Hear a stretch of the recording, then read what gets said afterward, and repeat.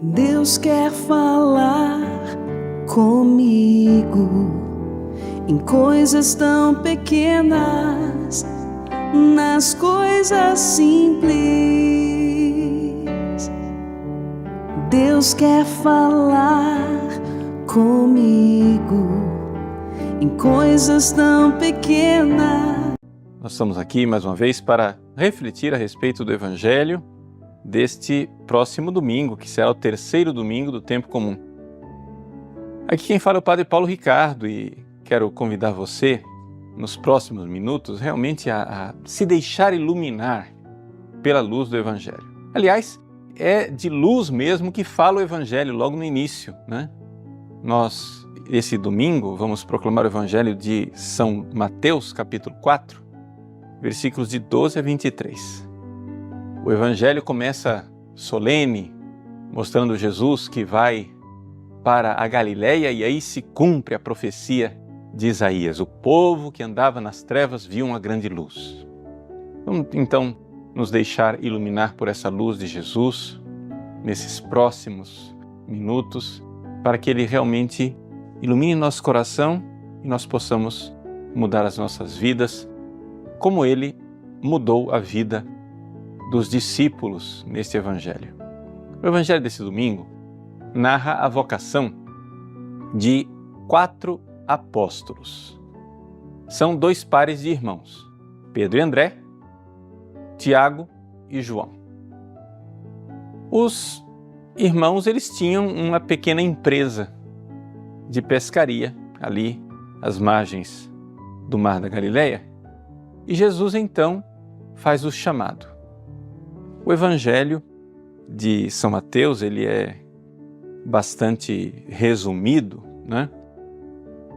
E resume toda essa história da vocação dos apóstolos, que não deve ter sido uma coisa tão, assim, imediata, mas ele resume tudo dizendo que eles deixaram a barca, e imediatamente deixaram a barca, e o Pai e os seguiram.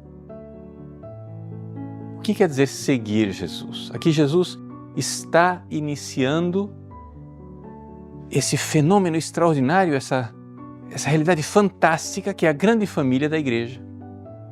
Nós somos chamados agora a ser a grande família da Igreja.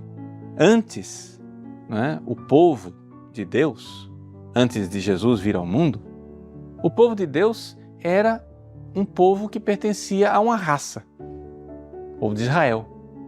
Eles, para você ser judeu, você pertencer ao povo do Antigo Testamento, não adianta você querer se converter.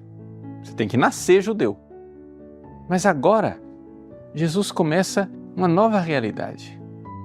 Jesus começa a nos convidar a ter fé nele, e com esta fé em Jesus inicia uma nova família, a família da Igreja.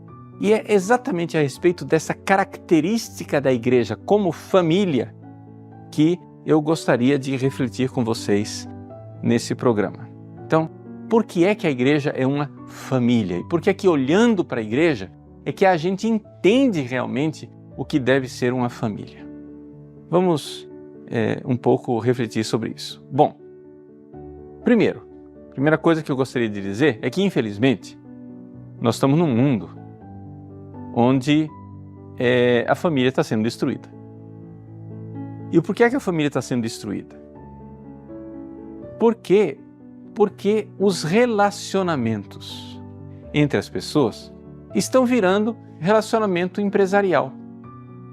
Os sociólogos, quando eles analisam a sociedade, eles veem que existem 2 tipos de grupos de pessoas.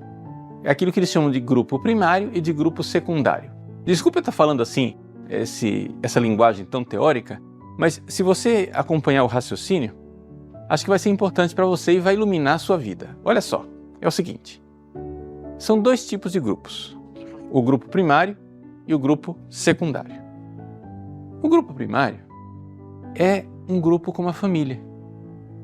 Qual é a característica da família? Para pensar. Família, você tem uma função dentro da família que é insubstituível. Na família ninguém é descartável. Por exemplo, o meu pai vai ser meu pai mesmo depois de morto. Não tem como substituir. Chega a dizer, não, esse homem aqui era meu pai, agora não é mais meu pai agora é outro. Não, não tem isso. Ninguém é descartável na família, porque na família cada um tem o seu lugar. Na família a gente se sente em casa, a gente se sente pessoa. Mas esse grupo primário, que é a família, é muito diferente de um outro tipo de grupo, que é o grupo secundário. Qual que é o grupo secundário? O grupo secundário é aquele onde você é descartável. Você é simplesmente um CPF. Você é um RG, um número. Você não é nem gente. Você é totalmente descartável porque numa empresa, por exemplo, você pode ser contratado, mas depois eles podem mandar você embora. E você é descartável. Ninguém se importa. Você está aí hoje, mas pode ser substituído por outro. Aliás, exatamente porque você pode ser substituído no seu cargo, é que as empresas vivem constantemente numa espécie de luta interna, numa competição. As pessoas ficam brigando pelos cargos, por salários melhores. Infelizmente tem essa coisa de passar a perna no outro, né, de tomar o lugar do outro, de viver numa competição. Ou seja, um ambiente bem diferente da família. Enquanto na família, você é insubstituível, no grupo primário, que é a família, você é único, é irrepetível, e até mesmo depois de morto, ninguém vai substituir, ninguém vai ocupar o seu lugar, a mãe vai ser mãe para sempre, o pai vai ser pai para sempre. Na empresa, todo mundo é descartável, todo mundo pode ser substituído. Pois bem, Jesus, ao fundar a igreja, ele está fundando uma família espiritual. Ao fazer a igreja, Jesus está iniciando uma família de fé. Ele vai chamando estas pessoas, os seus discípulos, para estarem ao redor dele, para estarem com ele e para aprenderem com ele, porque isto também é uma característica típica da família. Na família, as pessoas têm um coração aberto para aprender. As pessoas aprendem e confiam umas nas outras por uma questão de virtude. Não sei se vocês já viram, por exemplo, como a confiança é uma característica típica da família. Quando você, por exemplo, tem um bebê que está ali, tem pouco tempo de vida, você vai e coloca, ele aprendeu a ficar de pé, você põe ele de pé em cima da mesa. E aí você chega e diz para ele, vem cá, e ele se joga nos seus braços. É a confiança. Ele confia em você. E essa é a característica típica da família, ou seja, a pessoa vai confiando. Imagine se eu desconfiasse da minha família, se eu, na hora de sentar à mesa e comer a comida que está lá em cima da mesa, eu ficasse me perguntando, não, mas será que essa comida está estragada? Será que minha mãe colocou veneno na comida? Né? Já pensou se a criança ficasse se perguntando, será que tem veneno na mamadeira? Né? Isso tornaria impossível. Por quê? Porque a confiança é típica da família. As pessoas confiam umas nas outras e porque confiam, a gente consegue ensinar. A gente consegue ensinar um caminho. Vejam, eu estou dizendo essas características para você entender como é que é a característica da igreja. Nós estamos começando a ler ali o Evangelho de São Mateus. Estamos começando a ler como Jesus começou a evangelizar. E ele começou a evangelizar formando uma família. O próprio Jesus vai dizer isso. Quem é minha mãe? Quem são meus irmãos? Minha mãe e meus irmãos são aqueles que ouvem a minha palavra. Olha que definição bonita de família. Família é quem confia em mim, ouve a minha palavra e quer aprender. Família é quem tem uma virtude, a virtude da fé. Esta fé que confia e que diz, puxa vida, Jesus é a luz. Um povo que andava nas trevas viu uma grande luz. Jesus é a luz que ilumina os meus passos. Eu agora vejo, eu confio nele. E eu não consigo mais viver longe de Jesus. Para onde iremos nós, Senhor? Só Tu tens palavras de vida eterna. E ali começa essa belíssima família que é a igreja, onde cada um termina encontrando a razão de ser da sua vida, onde cada um termina encontrando a sua verdadeira identidade. Jesus vai pregando o Evangelho. Mas Ele não somente prega o Evangelho, como Ele quer que nós também preguemos o Evangelho. Veja só, Jesus está lá, Ele passa na beira do lago, vê aqueles pescadores e diz, venham comigo, eu vou fazer de vocês pescadores de homens. Mas foi exatamente isso que Jesus acabou de fazer. Eles eram pescadores, mas eles foram pescados por Jesus. Pedro e André, Tiago e João acabam de ser pescados por Jesus para fazer parte da sua família. E qual é a técnica da pescaria de Jesus? Como é que a gente começa a fazer parte desta família que é a igreja? Primeira coisa, todo pescador tem uma isca. A isca de Jesus é a sua palavra. É a palavra que ilumina. As pessoas ouvem Jesus pregar o Evangelho, ouvem Jesus dizer aquelas palavras e uma luz se acende dentro delas. Elas começam a ter uma experiência que nunca tiveram antes. Quando Pedro ouviu Jesus pregar pela primeira vez, foi essa experiência que ele teve. Aqui, no Evangelho de São Mateus, a coisa está narrada de forma muito breve. Mas no Evangelho de São Lucas, a coisa é bem mais desenvolvida.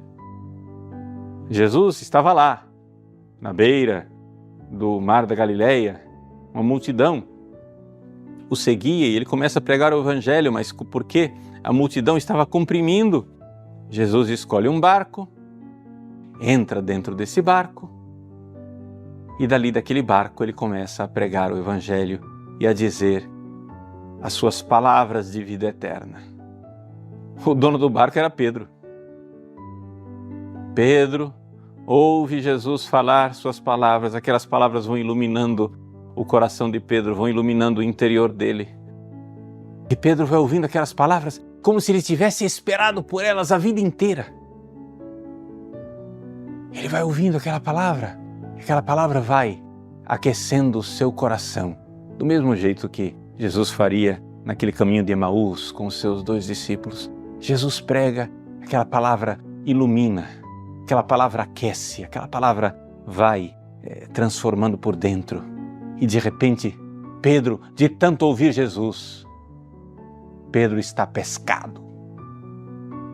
Pedro acaba de ser pescado. Terminada a pregação, Jesus diz, Duc in altum, vai mais para o fundo, vai para o alto mar e joga as redes. São Pedro diz, Senhor, nós pescamos a noite inteira, não conseguimos nada, mas em atenção à Tua palavra, a palavra que tinha aquecido o coração de Pedro, a palavra que tinha iluminado o interior de Pedro, lançarei as redes. E ele lança e acontece a pesca milagrosa. Mas o grande milagre não foram aqueles peixes entrarem na rede de Pedro. O grande milagre é que Pedro estava pescado e dali para frente, Pedro é da família de Jesus. E Jesus é a família de Pedro. Interessante nós notarmos que dali para frente, a casa de Pedro em Cafarnaum é chamada pelos evangelistas de casa de Jesus. No episódio, por exemplo, do Evangelho de Marcos, em que as pessoas trazem o paralítico e fazem o paralítico descer pelo teto até a presença de Cristo, o Evangelho de São Marcos diz com toda clareza: correu a notícia de que Jesus estava em casa. Mas que casa era?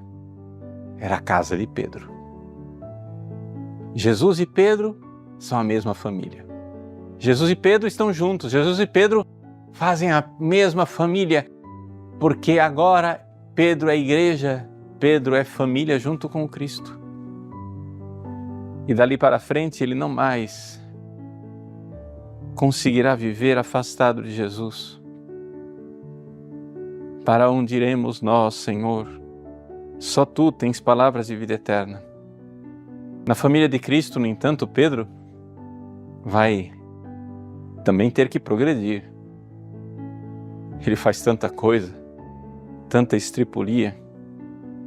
O Evangelho de Mateus, por exemplo, nos narra algo que nenhum dos outros 3 evangelhos nos diz. Que um dia Jesus estava caminhando sobre as águas, no lago, e os discípulos, assustados dentro do barco, veem Jesus, acham que é um fantasma, e São Pedro então diz: Senhor, se és Tu, manda que eu também caminhe sobre as águas. E Jesus diz: venha. E Pedro começa a caminhar.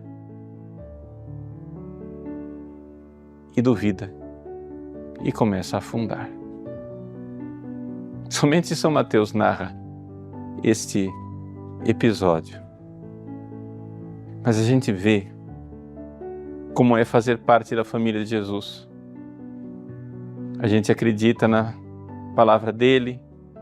Lá pelas tantas, Pedro vacila na fé e começa a afundar.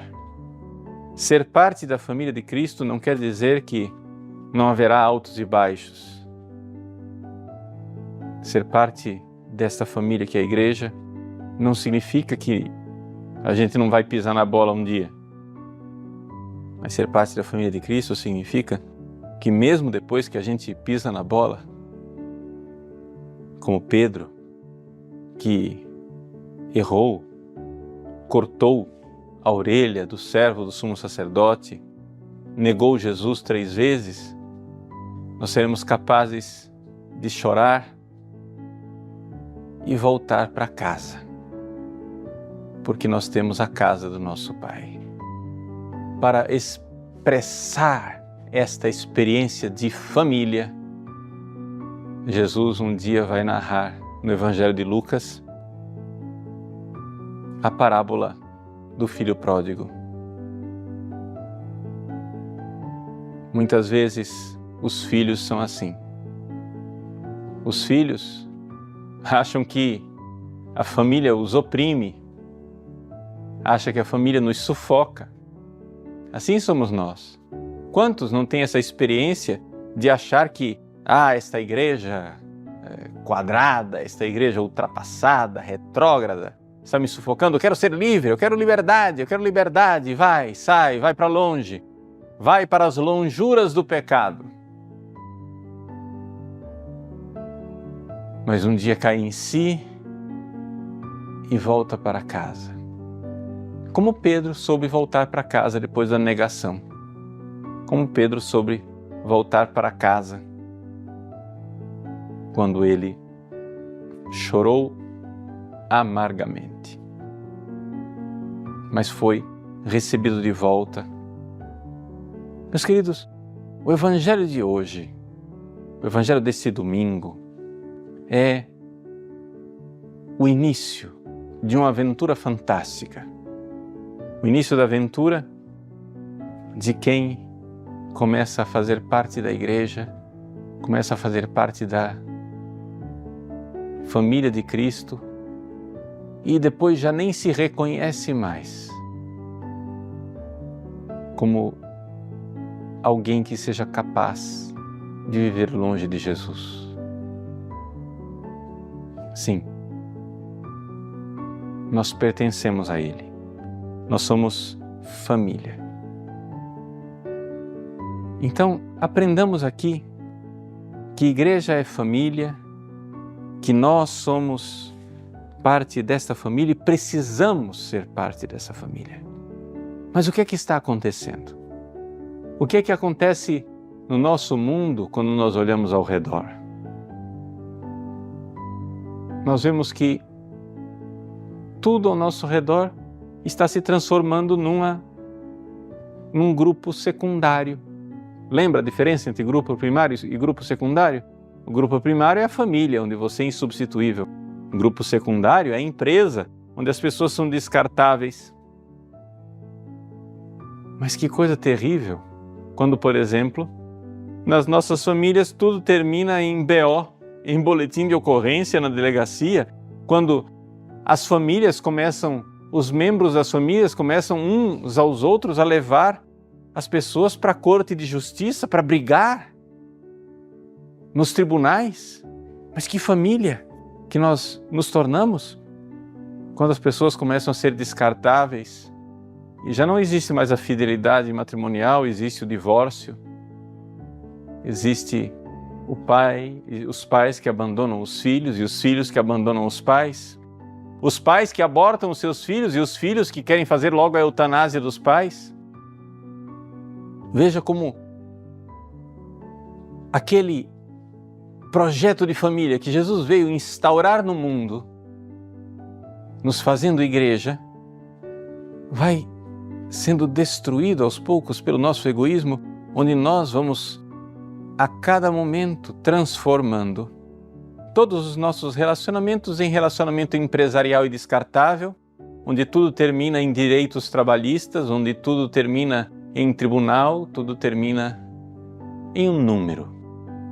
E é por isso que tantas pessoas hoje vivem deprimidas.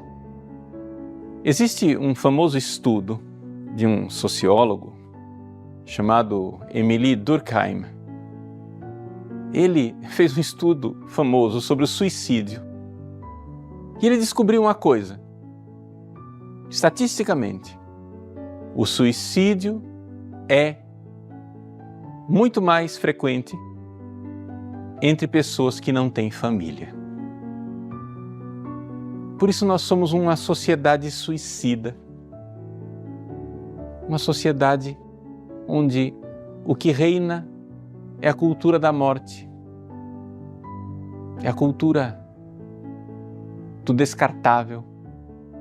Onde a minha própria vida é descartável e eu posso pôr fim a ela. Porque eu não sou família.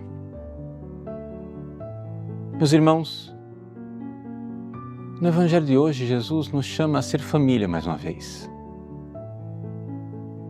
Nos chama a sanar a nossa vida. Então você pense no grupo eclesial do qual você faz parte, a sua paróquia, a sua comunidade de vida, o movimento, grupo de catequese, diocese, seminário, onde quer que você esteja. Por que é que você não aceita o convite de Jesus de largar tudo e ser família? Por que é que você não aceita o convite de Jesus de larga suas redes, larga aquele pleito que você tem lá no tribunal, aquela queixa, larga aqueles seus direitos que estão destruindo sua família, larga aquela briga que está fazendo tudo terminar em divórcio, larga aquela mágoa, deixa de lado, deixa tudo e segue Jesus e seja família com Ele, vá com o Cristo. Para com esta cultura de morte. Quem não é família é tomado por um espírito de morte. Até os sociólogos já descobriram isso. O suicídio que é viver sem família. Porque tudo vira morte quando a gente secundariza as relações, quando tudo vira grupo secundário, empresa, você vira um número, você vira descartável. As crianças são descartáveis e podem ser abortadas, os velhos são descartáveis e podem ser abandonados aos asilos. Os casais são descartáveis e podem divorciar. E até mesmo dentro dos nossos ambientes eclesiais nós vamos nos tornando descartáveis, traindo aquilo que é o verdadeiro chamado de Cristo, de fazer esta grande família que é a igreja. Nesse domingo, quando você for à missa e ouvir esse Evangelho, aceite esse convite. ouça a palavra de Jesus. Largue tudo. Seja família com Ele e, mais do que isso, seja pescador de homens e convide os outros a ser família com o Cristo. Nós podemos dizer que Ele é a luz que nos ilumina. Um povo que andava nas trevas viu uma grande luz. Ah, Jesus, para onde iremos nós, Senhor? Só Tu tens palavras de vida eterna. Deus abençoe você. Em nome do Pai, do Filho e do Espírito Santo. Amém.